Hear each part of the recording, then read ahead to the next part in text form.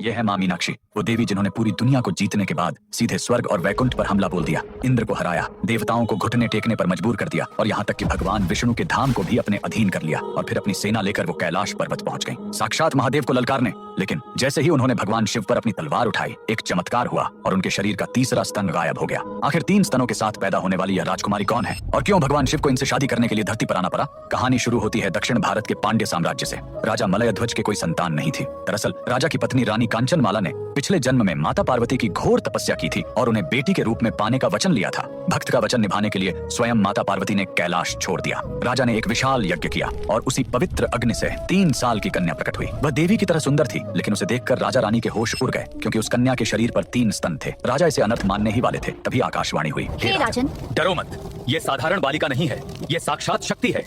इसे एक योद्धा की तरह पालो।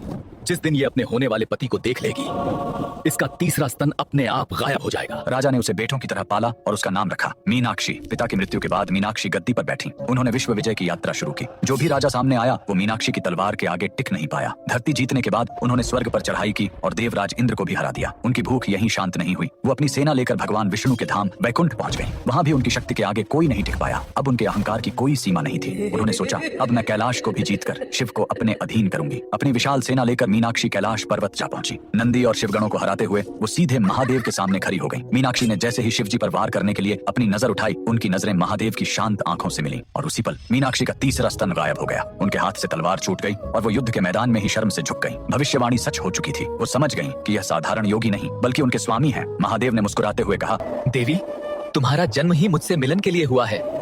मैं जल्द ही मदुरै आऊंगा। इसके बाद धरती का सबसे भव्य विवाह हुआ। भगवान शिव सुंदरेश्वर बनकर मदुरै आए। स्वयं भगवान विष्णु जो मीनाक्षी के भाई बनकर कन्यादान किया। आज भी मदुरै का मीनाक्षी अम्मन मंदिर उसी शक्ति का प्रतीक है। वहाँ आज भी पहले रानी मीनाक्षी की पूजा होती है और बाद में भगवान शिव की। नारी शक्ति के इस अद्भुत रूप के लिए कमेंट में लिखें, जय माँ मीनाक्षी।